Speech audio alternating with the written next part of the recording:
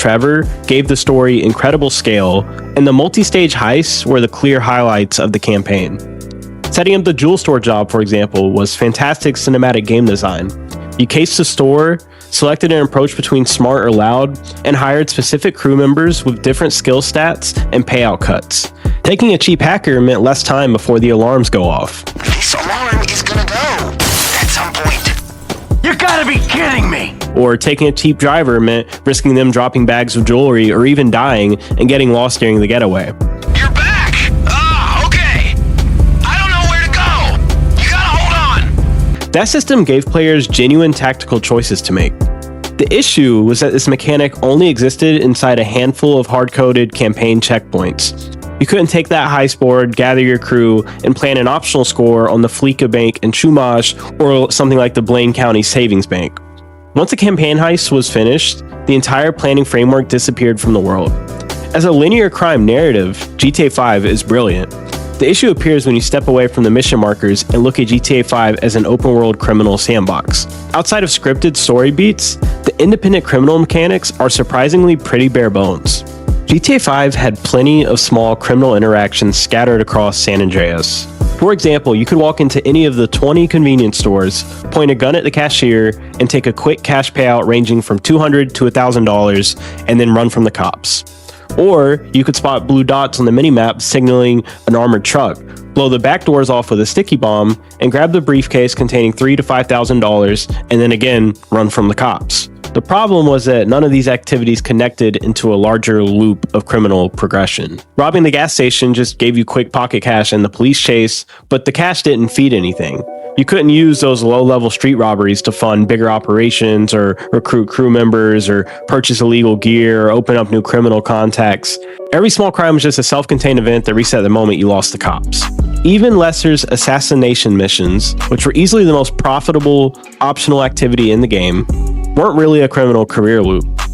Lester would have Franklin eliminate corporate executives to manipulate the stock markets in the game. For example, if you bought stocks in a company before taking out a rival CEO, you could multiply your money by a ton. By saving these missions until after the main campaign and after you got the payouts from the big score, you could basically turn your final heist payouts into over, $100 million to $200 million if you wanted. It was a pretty clever economic trick, but it wasn't actual criminal gameplay. It was essentially managing a stock portfolio through a menu while driving the target markers and taking out an enemy. It was a way to generate infinite wealth without actually building out criminal infrastructure in San Andreas. Speaking of infrastructure, property ownership in single player suffered from the exact same structural issue.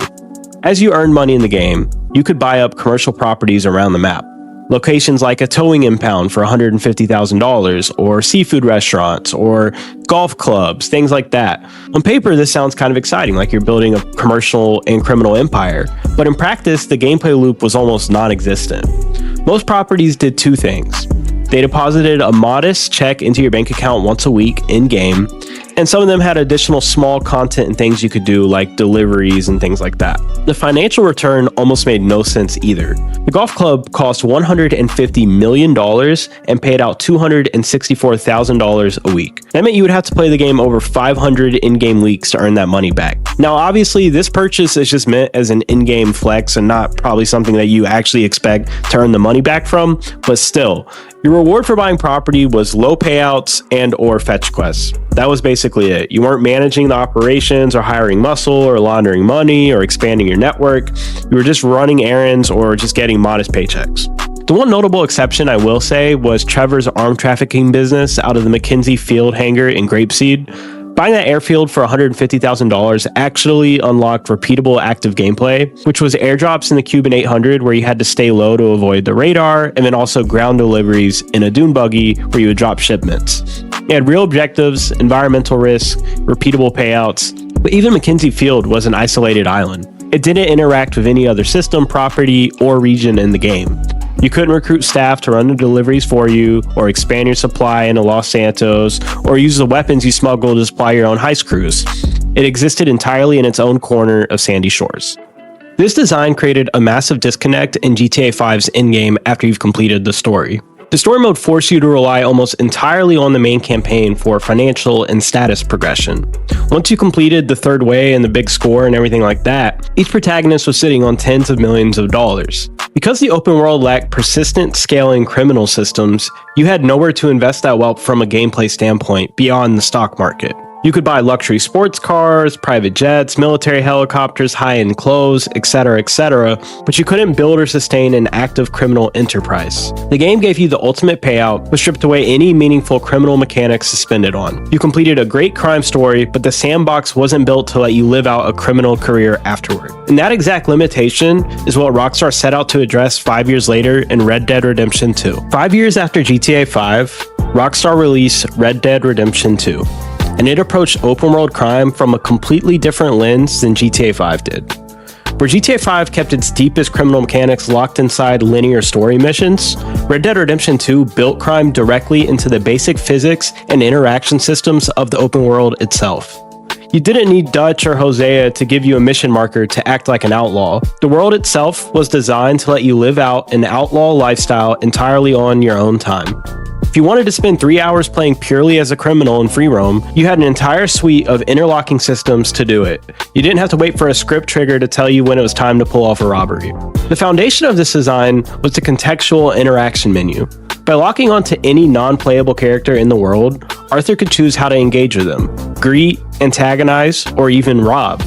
That simple control mechanic fundamentally changed how you interacted with the population of the world. You could walk up to a wealthy traveler on a horse near Blackwater, draw a weapon, demand their money, and physically search their saddlebags. You could hold up store clerks in Saint Denis, force them to open the cash register, and steal the items off of their shelves. You could steal stagecoaches, break open the lock boxes on the back with a lock breaker or a shotgun shell, and drive the wagon over to Emerald Ranch to sell it to a fence. You could jump onto wild or owned horses, break them, and sell them to various horse stables across the map. None of those were scripted missions. Those were persistent, repeatable actions built directly into the sandbox of Red Dead Redemption 2.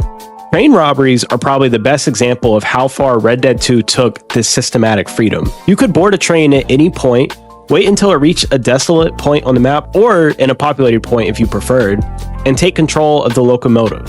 You could stop the train on the tracks, systematically move down the passenger cars holding up every single passenger, use dynamite to blow open a safe in it, and escape into the wilderness before local law enforcement even knew it happened. If you executed it properly, stopping a train inside a tunnel where law enforcement couldn't easily swarm the cars, you could bypass the law response entirely using environment and positioning to your advantage.